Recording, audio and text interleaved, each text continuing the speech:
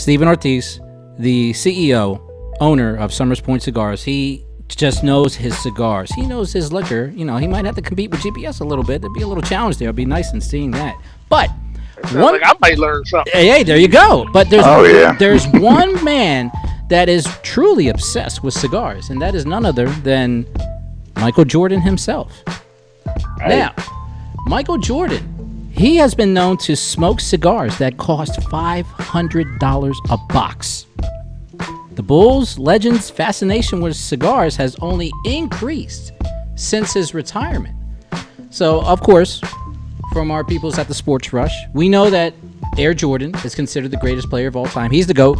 Some people say otherwise. But he does have a vice to indulge in, and his passion for cigars sets him back a few dollars.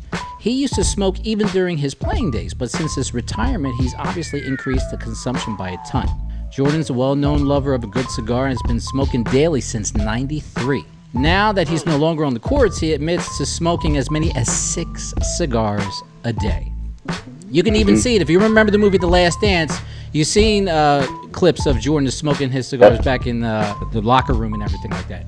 He has revealed his favorite cigar brand in an interview with Cigar Aficionado. MJ gave his second interview with Cigar Aficionado a few months back and revealed that his preferred brand of cigars is, and you might know this, Steve, it's Partagas Lusitania.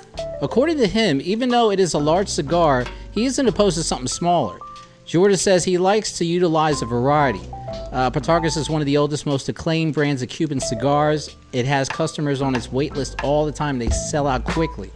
So a box of the luxury cigar brand will set you back about $500, which means each cigar is $20 a smoke. Now, it's not really difficult for Mike. You can just be like, look here, black card, I'll buy your company. So that's just Mike. But it's just interesting that, you know, his obsession has grown since he's left out of basketball. I mean, you have other ones like LeBron has been pictured with cigars, Steph Curry, but we've known Mike. I mean, I remember seeing Mike on a cigar magazine on the cover, you know, doing a puff of cigars and everything. Obviously, I think he's on Aficionado's cover this week. Okay. So you know, Steve, about this cigar that he's mentioning? Let's talk about brands like that, right? You have Cohiba and Partagas is what he's referring to. It's probably a Cuban Partagas. I'm just saying that's probably what he's smoking. Okay. So all these companies have names. Cohiba, you'll see there's Cuban factories that are making these cigars. That's why. And then there's stuff that's made in the States. Let's just say either in Dominican Republic or non-Cuban. It's just called non-Cuban. Okay. So the Cohibas you'll see in cigar shops are not Cubans. Michael, I'm not sure what he's smoking because you can have a Partagas. I can get Partagas too, but I can't sell the Cuban versions of it. Okay. So I think that's where the problem is too. Sometimes if we have this open relationship where we can start selling Cubans, there's going to be a war on branding because we're making cigars right now. I mean, Romeo and Julieta, that's a Cuban name. Right. They left Cuba and started making them here in the Dominican Republic or in Nicaragua. What he's smoking, actually, there's cigars that are actually $500 a cigar. Jesus God. The box is $5,000. Cortez, that's your category. You got that house with the lake. So. Wait, $500 a piece? Yeah. Jesus. They're actually Davidoff cigars now. Are they worth it? Probably not. Okay. But he's being nice about it. Yeah, they probably ain't shit, but you know. Be honest, man. Yeah, go speak your mind. We understand aging is important, just like with wine. Aging is important. At a certain point with cigars, and we're finding out is, you know, once you start to eat, if you ever want to see a good documentary on bourbon, it's on Hulu. It's called Neat. And these guys are going through the process of how bourbon is made.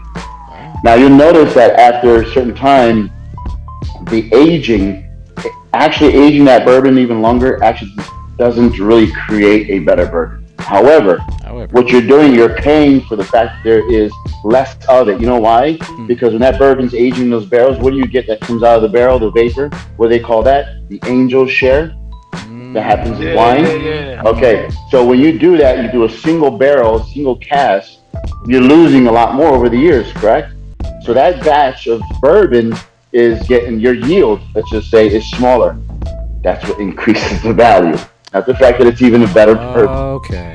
But if they say this thing is aged 23 years, well, it's probably going to be a good price point because there's less of it, and you're not going to get it anymore.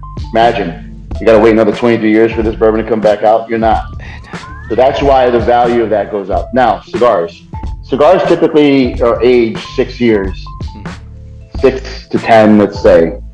Once you get beyond that, it doesn't really create a better, in my opinion, is that you're not going to get a better value of that cigar or that tobacco. So you want to get in that 6 to 10 year aging before you blend it together, filler, binder, wrapper. Okay. There's an aging process that happens after fact, after it's created. That actually has better value. Meaning if you can age your cigar, if you can sit on a cigar for a year, 2 years, it actually is going to get better with time. Certain cigars won't. But if you get a good cigar and you let that thing age, a Padron cigar or something like that, you'll see, because what's happening is the blending is happening over time, and it's just going to blend even better. Okay. Over time, it just becomes even better. It gets smoother. You get rid of the impurities of that cigar. Because what you're trying to do is you're trying to create. That's why if you get a harsh cigar, it's probably what I would call immature. It's almost like you're drinking a bourbon that's not aged long enough, or it has an immature, or wine. If you ever did wine, went out and did your own, we're going to do some wine for ourselves at the shop. Okay. I'm going to have a wine of my own. It's going to be probably cast in some bourbon barrels. Need that hit. He's coming back to the show with this wine. I know it already. If you go and you taste wine before it's ready, you get like a vinegar kind of taste on it, right? It's not there. It hasn't been there sitting long enough. Same thing with cigars. If you smoke a cigar and it's wow, this is just what they call harsh. It's probably because it's immature. No one will tell you that. They'll probably tell you, yeah, it's been 86 years. Because they're never going to tell you the recipe. But in your own mind, if you start to smoke cheaper cigars, it's usually with aging. So Padron, they probably can do 10 million cigars a year, and they only elect to do 4 million. Padrons are the best quality cigar you could probably get. Their quality control is unbelievable. Okay. You smoke an 80th anniversary today, it's going to taste that way 10 years if you get the same 80th. That's what's up. So they know how to age, and they can age their tobacco long. That takes money, and that's why you see a different price point. So pricing does matter, but at certain points, someone will say this is 15-year age tobacco. It's probably not that great. The 10-year, or the 12-year, or the 6-year age tobacco. Okay. So they try to get you on that. Oh man, it's aged more. It should be better. It doesn't always mean that way. Okay. But yeah, I mean that's really the process. It's like there are brands like what Jordan will smoke, and really the best cigar is the one you're smoking. The best cigar is the one you like. That's what matters. Don't let anyone deviate you. If you like we have a cigar in my shop that's literally $5.52. And the only reason why it's on my shelf is it's actually a good cigar. Okay. It's not bad. So if you like it, smoke it, that's your cigar. Don't let anyone deviate you from that. That's what you like. There you go. True life right there. Cortez, I'm telling you, whether, and he has a very good point, whether you're buying $500 cigar boxes, $20 a puff, or you're getting maybe a $5, $10 puff from a cigar, it's all about your personal preference. That's right. It is. I got cigars that are $40 on my shelf right now, $40 each. Will Cortez actually take a puff one day? Unfortunately, I might not see that happen. I know his wife will kill him for cigar smell in the house. You gotta remember, guys, a cigar is like the finer things in life. When people usually have cigars, they usually are celebrating, or they usually, to me, it's like the highest form of casual smoking. And I feel as though if you have the budget to do it, hey, I don't hate. Give it a try and see how it works. It's just amazing. Since Stevie, you came on and you explaining all this, it interests me even more now because I didn't know all this stuff. Your wife is gonna kill you. You bring a cigar in that house. I swear she's gonna beat your ass, and I'm gonna have to open a room for you here. I mean, listen, it's it used to be out of the reach of many people because cigars were rare. In 1997 was the boom. Who made it the boom? It was Jordan. It was Arnold Schwarzenegger. it was those guys that really kicked off. I have cigars that are between $8 and $12 that are very good cigars, and they just, when you start to get into it, it is an acquired taste. It's almost like, I remember my first taste of beer. I hated it. Like I wasn't a big beer drinker. College came around. I mean, my solo cup, when you're in the parties at campus, my solo cup was always full. I only drank halfway. Everyone's trying to keep it. You know how it is. Plural, not solo cups. Solo cups. Okay, plural.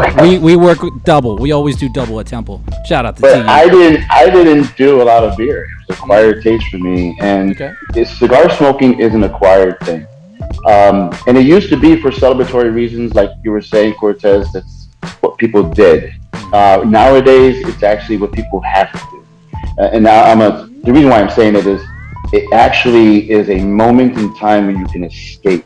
What happens is, and I'll tell you right now, some people have come to me and said during COVID, it was so stressful, losing their job, being home all the time. I kept my doors open to my members, and they said, "You literally saved me." Like literally, they're almost with tears in the eyes. Like, you saved me. For just doing this, because they were able to escape some of their. I mean, listen, reality is sitting out there at the other side of that door. I know that. But if you wanted to get away from it for a moment, some people, they get lonely. They don't know what to do. There's a group of guys that are just talking cigars and bourbon, and maybe a little bit of politics. I don't allow it in the shop, but it gets out there. It's the only thing that wasn't on during COVID. There's always rules. Yes, there's rules. It was an opportunity to get away from things, and I've got such a range of people. I got people who are blue collar. I mean, they're working their asses off, and I got people who don't even want to talk about what they do. They're probably, politicians. Who knows? There you go. And they don't want to talk about what they're doing or who they come from. They're talking about family. They're talking about what cigar they're smoking. They're talking about that time they went to Aruba, the time they went to Puerto Rico, the time they went on a farm and actually saw these cigars being made. I mean, that's what happens when you get cigars. It's not always, birthdays and having, it's a boy, it's a girl, graduations. It's actually a time just to get away from it all and come in here and just relax and have a nice bourbon, have a nice cigar, just let go for a little bit, decompress, and then you got the whole world waiting for you on the other side. Nothing's gonna happen in 2 hours. You might as well have some time to yourself. That's why I think memberships happen. That's why people come.